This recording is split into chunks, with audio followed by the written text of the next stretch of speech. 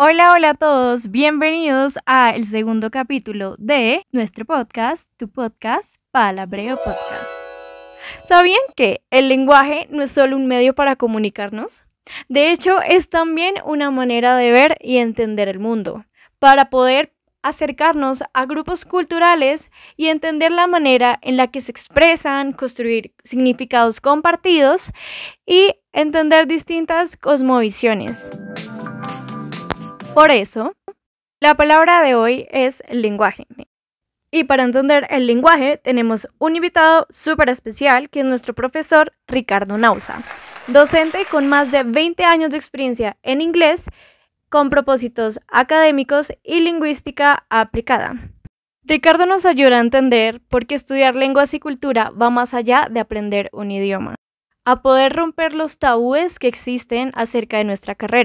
Sobre todo, pensar en el lenguaje como una herramienta de cambio social. Sin más preámbulo, bienvenidos y comencemos. Entonces, como en una conversación general, ¿cómo describirías lo que significa enseñar lenguas y cultura? Pues, a ver, bueno, esa pregunta hay que matizarla un poquito porque pues no hay una asignatura que se llame Lenguas y Cultura como tal, sino más bien enseñar en el departamento de Lenguas y Cultura.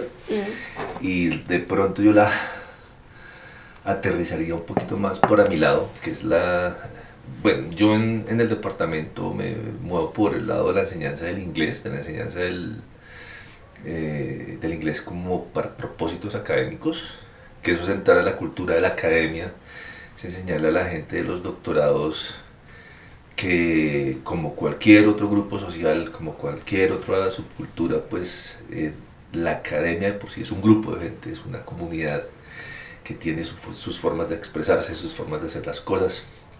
Eso es una aproximación, digamos, sociolingüística y una aproximación pragmática. Entonces, sí, enseñarle a una persona un idioma a través de ese filtro, a través de sus propias culturas, y en este caso las culturas son las culturas académicas, que algunos las dividen entre ciencias exactas y ciencias blandas, otros entre humanidades sociales y bueno, de otras cosas. Es enseñarle que pues hay distintas formas de ver el mundo desde lo disciplinar, y que eso tiene implicaciones en la forma en que una persona se expresa, tanto en escrito como en el habla. Y de hecho hay muchos textos sobre construcción de identidad académica, el tipo de identidad que tú proyectas, que cuando entras a una comunidad construyes tu identidad como académico. Pues hay dos procesos, uno que es un proceso que se llama de proximidad, que es mostrarte como todos los miembros de la academia, es decir, yo hablo como ingeniero, escribo como ingeniero, investigo como ingeniero, uso los métodos de los ingenieros. Pero también hay un procedimiento que se no se llama de proximidad, sino se llama de posicionamiento. Y es que dentro de los ingenieros, o dentro de los arqueólogos, o dentro de los arquitectos, dentro de los antropólogos, pues yo soy distinto porque yo me muevo dentro de esta corriente, yo estoy proponiendo estas cosas y pues no todos quieren ser iguales. Y es interesante enseñar eso a través de una lengua extranjera. Sí, digamos que esa es la forma como veo yo enseñar lenguas y cultura, desde luego la enseñanza de lenguas extranjeras. Pero también mi otra faceta, que es mi faceta de lingüista y que enseño clases de lenguaje y sociedad, lingüística de corpus, es enseñarles a los estudiantes pues justamente a ver lo cultural, lo de los grupos sociales, la construcción de identidad, todo eso a través del lenguaje, que marcas del lenguaje, cosas tan sencillas como las conjugaciones de verbos o los cambios morfológicos en las palabras, cómo representan cosas importantes dentro de una cultura, las formas de expresarse, las formas de ver el mundo, y eso desde el lenguaje. Entonces es como mi forma de verlo. Noam Chomsky, algunos dicen que él decía que el lenguaje era un espejo del alma, y pues me parece que eso es cierto, es ese espejo del alma de la persona, pero también de los grupos a los que pertenece la persona. Se puede conocer mucho de una persona o de un grupo cultural, de una familia, sí, a través de cómo se expresan, y pues eso también me parece que es una forma de verlo desde el lenguaje y la cultura. Y pues ya volviendo a la pregunta original, ¿cómo era la pregunta? ¿Qué significa enseñar lenguas y cultura? Pues significa enseñarle a la gente que el lenguaje, sea su propia lengua, sea una lengua extranjera, es una puerta de entrada a conocer otras formas de pensar, otras formas de entender, otras formas de concebir el mundo. Y que en la medida en que se sepa más, que una persona sepa más lenguas, e igualmente dentro de las lenguas sepa más cómo estas se construyen, cómo se usan, cómo varían, cómo se vuelven cajas de herramientas dentro de las dinámicas sociales, pues me parece que es una forma de enseñar a conocer al ser humano en su parte más íntima. Sí, yo diría que esta carrera en general en esta universidad, como la planteamos, es más allá de enseñar lenguajes, como lenguas en específico, como francés, alemán, inglés. Sí. Y hacia eso va también la pregunta. Sí. ¿Cómo te has adaptado a ese enfoque o cómo ves ese enfoque hacia más allá de enseñar inglés, enseñar otro tipo de cosas? Yo te propongo este ejercicio, es como intentar hacerlo sin eso, o sea, como tratar de enseñar la lengua extranjera sin la cultura, o sea, sin lo más mínimo, o sin... No, es imposible, o sea, siempre las palabras van a llegar con cositas, con cargas, con significados, con vainas mínimas, que a la gente la pone a pensar, y por ejemplo, a veces sucede que hay dificultades al aprender una lengua, y a veces hay dificultades porque la gente cree que la otra cultura hace las cosas de la misma manera o se expresa de la misma manera o el mundo de la misma manera. Cosa tan sencilla como ciertas expresiones, por ejemplo, para referirse a la edad. En el español la edad es algo que se tiene. Tú tienes 20 años. Mientras que en el inglés tú no tienes años. Tú eres tantos años vieja o viejo. ¿Sí? Entonces, de por sí ya hay un cambio de concepción. Entonces, claro, cuando aparecen esos errores hay que explicarles, ¿no? Simplemente es una forma de concebir la realidad, hay unos ciertos aparatos, hay unas ciertas metáforas, hay unas ciertas formas de concebir el mundo que están reflejadas ahí. Entonces, aparecen se quiera o no. Lo que pasa es que cuando un profesor tiene conciencia de este tipo de cosas, las conoce bien, las sabe explicar, pues hace su clase más relevante. Entonces, sí, es más eso. Yo siento que es imposible enseñar una clase de lo que sea, sobre todo en la que el lenguaje está sin que, de lengua extranjera o de lingüística, sin tomar en cuenta la cultura como explicación de por qué las cosas se dicen como se dicen, o por qué se habla como se habla, o por qué se recomienda que alguien aprenda a hacer las cosas con una lengua de determinadas maneras. No hay forma de hacerlo si no es apelando a la cultura. Ese es un diferenciador que yo llamaría supremamente interesante. Este podcast también es para incentivar a las personas a que estudien esta carrera. Y muchas veces tenemos miedos o tenemos incertidumbres de para qué me puede servir, qué es lo que voy a hacer. Entonces, para ti, ¿por qué hay que estudiar lenguas y cultura? ¿Para qué? Pues, más que para, o sea, yo creo, digamos, si lo vemos hoy en día con todo lo que está pasando con la inteligencia artificial, con las ofertas de empleo y con lo que uno ve en tendencias, que pues hoy casi todo el mundo quiere ser ingeniero informático, ingeniero de sistemas o de alguna forma saber programación. Sí, incluso nosotros mismos sentimos la amenaza, y sobre todo porque lo que está pasando hoy en día con las inteligencias artificiales o con los Large Language Models es básicamente que los computadores, como diría Harari, hackearon la mente humana y ahora dominan el lenguaje y por ende dominan la cultura.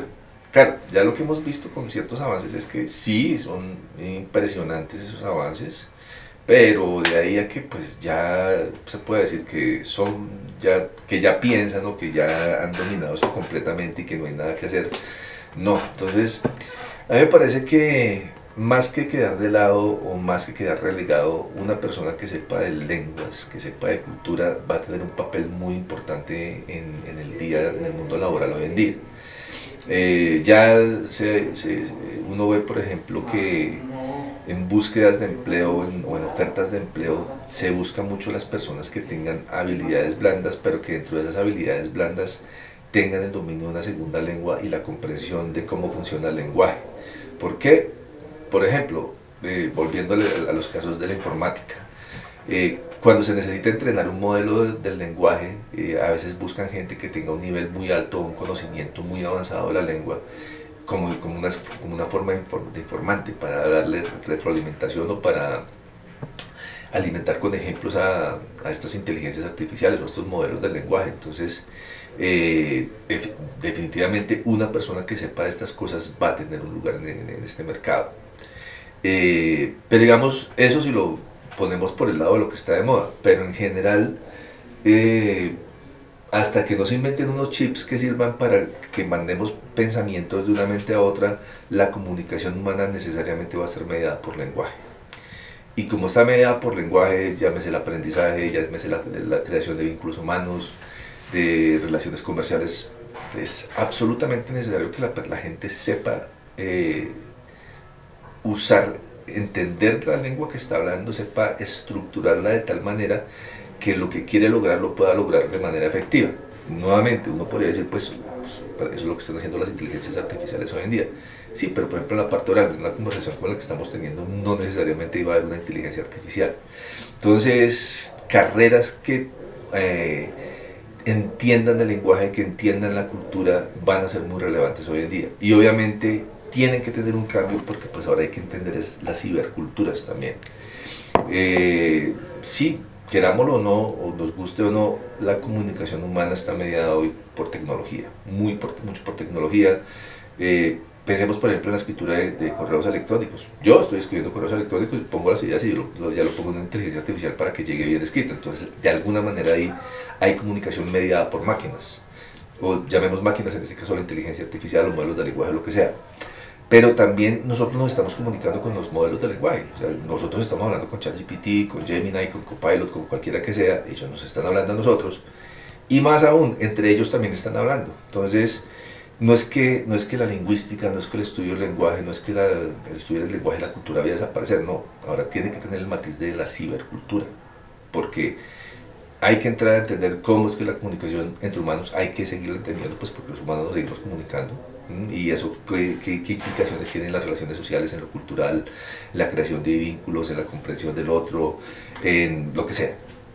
Pero también se están comunicando a través de máquinas, entonces hay que entender cómo esa comunicación a través de máquinas, llámese chats de WhatsApp, llámese lo que sea, sucede y qué tipo de interacciones genera y qué cosas facilita y qué cosas dificulta.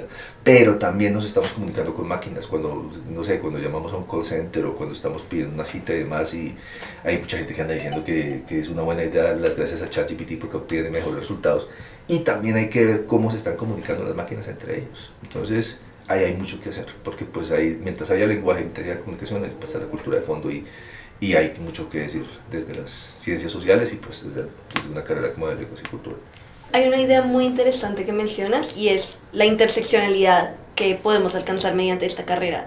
¿Qué tipo de cosas crees que se pueden aprender como teóricas o académicas que usualmente no tenemos esa conexión, por ejemplo, desde el colegio? Sí, a mí me parece que justamente esta fragmentación del conocimiento de la que hablábamos hace un rato y de esto de poner la academia misma en ciencias duras y en ciencias exactas y como esa parcelación y el hecho de que existan ciertos paradigmas de pensamiento, de investigación, lo cualitativo y lo cuantitativo, entonces hay como una tendencia que desde las ciencias sociales, desde las humanidades, nosotros solamente somos interpretativos, nos interesan los significados, nos interesan las cosas que, digámoslo, suceden de manera orgánica, no nos interesa lo controlado, lo experimentado, lo calculable, lo medible y demás cosas. Entonces como que a veces da la sensación de que sí, si somos de ciencias sociales no hablamos en términos de números, no hablamos en términos de frecuencias, no hablamos en términos de programación, y parece que es totalmente errado. De hecho, la matemática es otro lenguaje. Todo esto que hay en programación, la programación, se habla de lenguajes de programación, o sea, estamos hablando de lenguajes, de formas de representar, de formas de que el conocimiento quede plasmado de otras formas.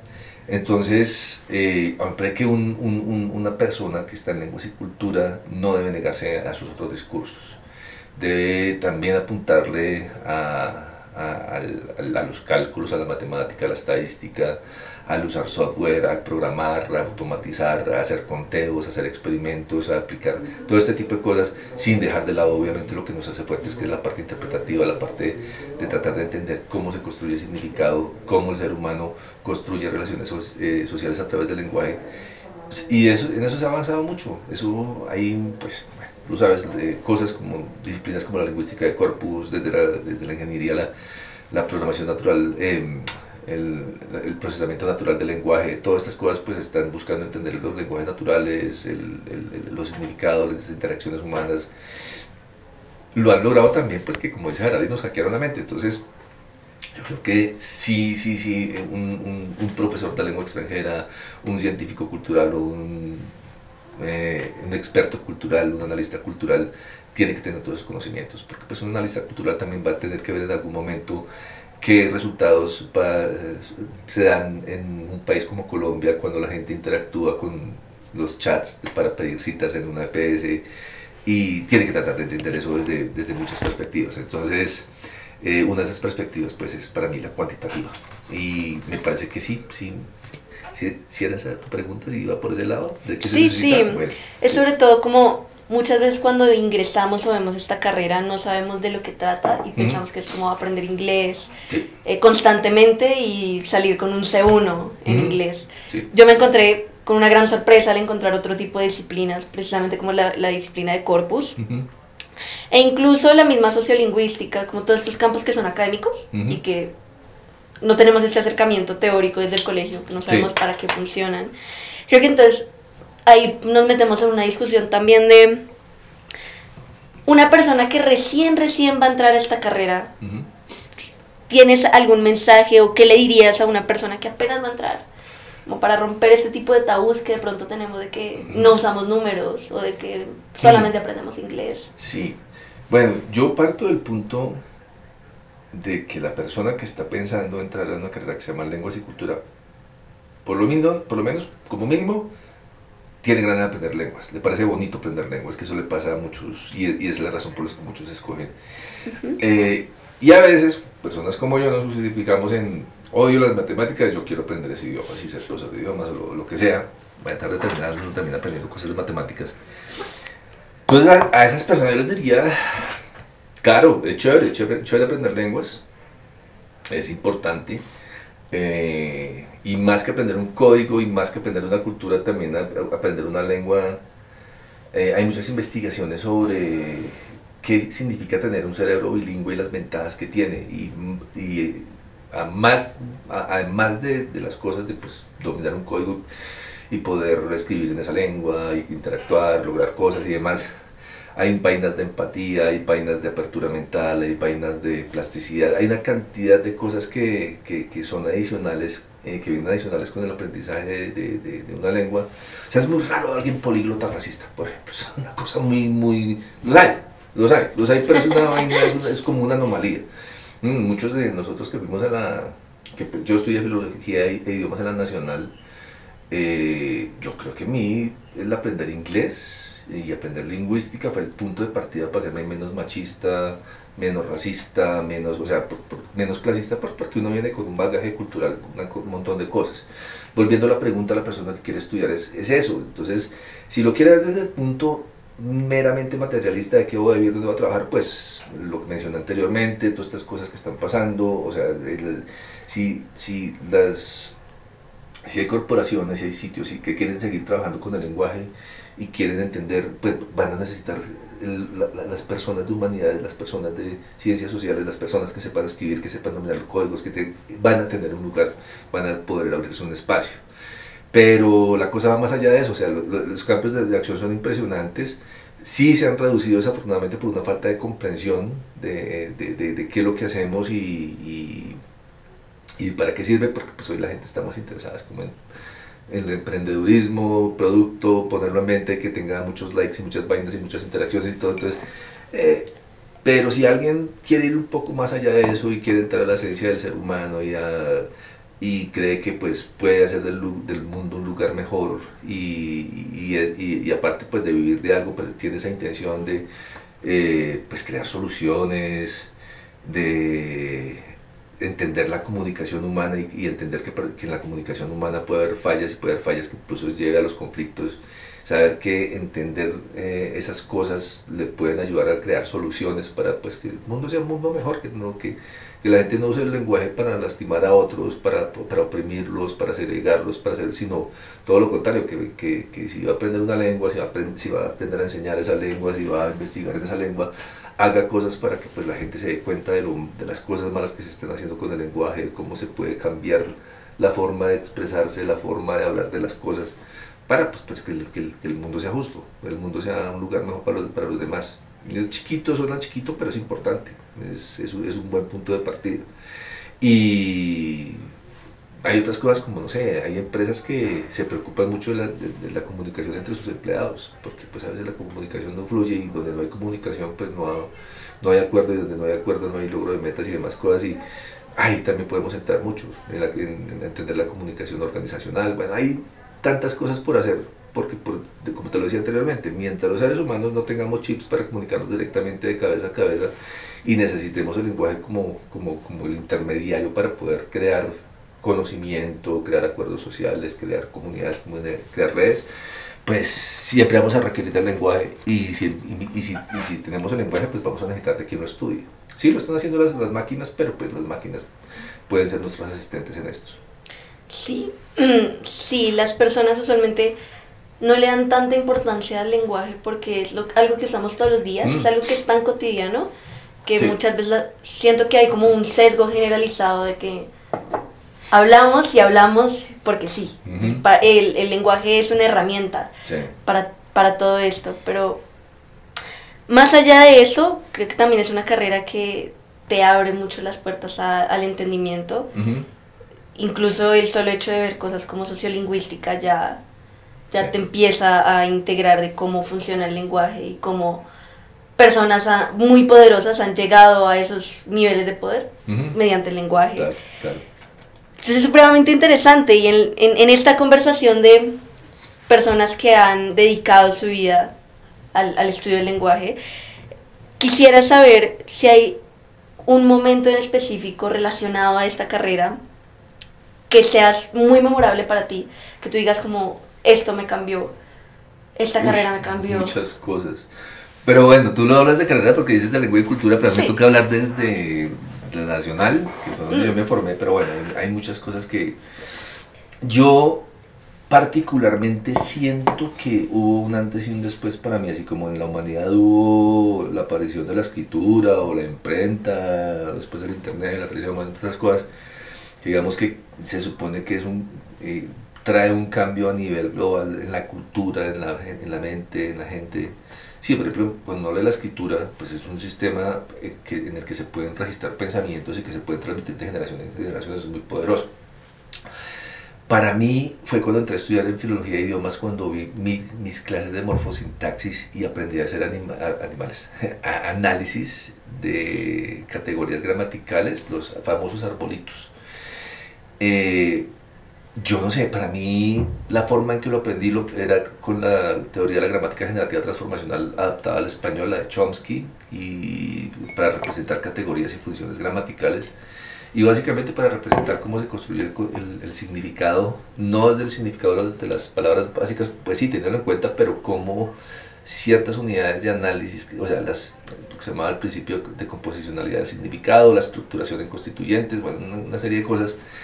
Entender eso para mí fue, yo creo que algo le hizo a mi cerebro para poder entender. Me volví mejor lector, me volví mejor escritor, me volví más analítico, empecé a ponerle más cuidado a las cosas que decía la gente, y eso es solo morfosintaxis. Después vino pues semántica, pragmática, todas esas cosas, y claro, yo lo estaba haciendo porque me estaba formando para enseñar una lengua extranjera.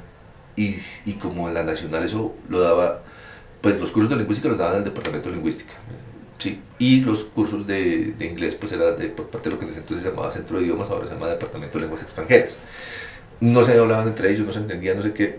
A mí me parecía que tenían todo que ver, pues porque pues esto se explicaba en los distintos niveles de análisis, y eso se había reflejado en lo que hice en mi vida. Yo me la pasé aplicando lingüística a las cosas que hacía cuando yo enseñaba inglés. Obviamente no me ponía, o sea, enseñaba pues con el estilo que uno aprende a enseñar inglés, como pues las cosas muy fáciles para que la gente entienda, muy didáctico, muy pedagógico, pero la lingüística me da muchas herramientas, y eso hoy en día se llama lingüística aplicada, bueno, desde hace muchos años se llama lingüística aplicada, y eso por ejemplo me ha facilitado a mí aquí dentro de la carrera dictar en ambos aspectos, tanto inglés, para distintos propósitos como los cursos de lingüística. Entonces, para mí sí fue eso, como que saber que mi formación, y bueno, después me volví monitor, terminé dictando clases de lingüística en la universidad y muchas cosas, entonces sí, ese es un momento clave para mí, el saber que podía tomar conocimientos de la lingüística y entender de la cultura, entender del aprendizaje, entender de la enseñanza, enseñanza de la escritura, bueno, muchas cosas. Segundo momento yo creo que fue cuando descubrí o cuando me metí a trabajar con lingüística de corpus, que ahí fue romper el mito de las matemáticas, el mito de los experimentos como se hacen, no sé, como se hacen en otras disciplinas, y ver que eso que era tan bonito, que es tan bonito del lenguaje, entender la construcción del significado, no se daña si le pones números.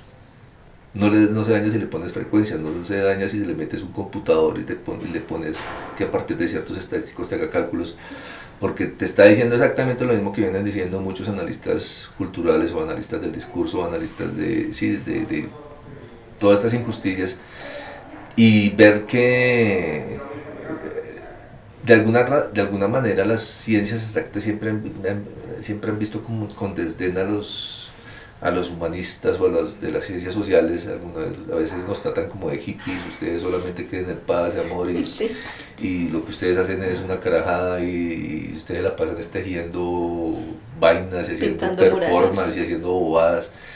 Entonces como que ver que hay una herramienta para decirles, no, vea, también tenemos esto.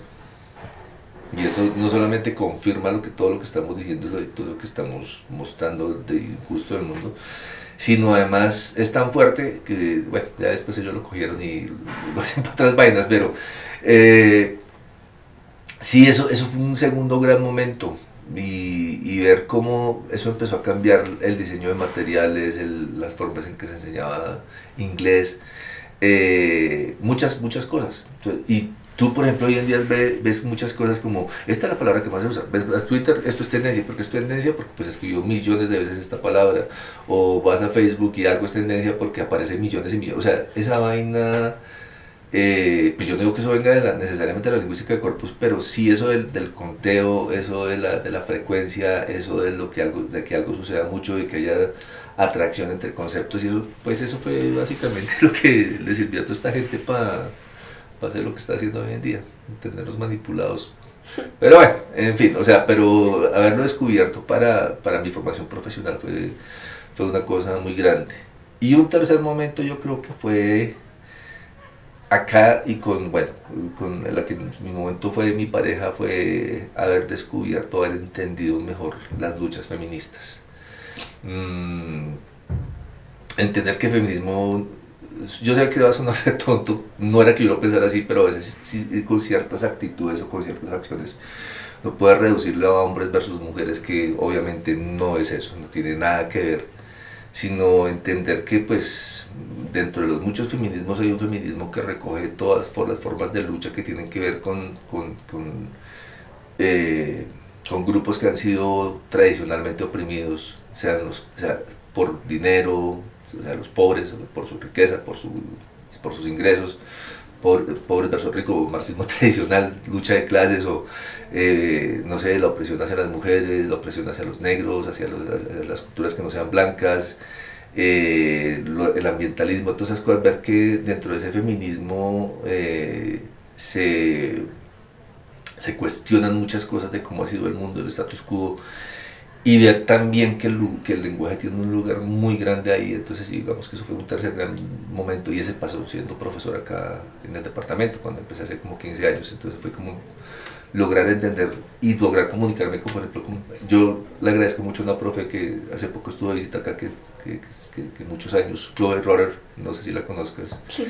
Ella se tomó la molestia de sentarse a hablar conmigo esas cosas porque le gustaba cosas que yo decía. Entonces me pareció una persona muy generosa y me abrió la mente en muchas cosas, entonces también ese fue un momento muy importante. Y por eso es que yo a mis clases pues empecé como a meterle ese tipo de contenidos, porque veía que desde lo que yo sé de análisis lingüístico, análisis discursivo, análisis de corpus, podía pues también hacer como ciertos aportes a esas cosas. Me lleva como a pensar en el sentido de comunidad que tenemos dentro de lenguaje y cultura y cómo nos acercamos también a hacerlo, ¿no?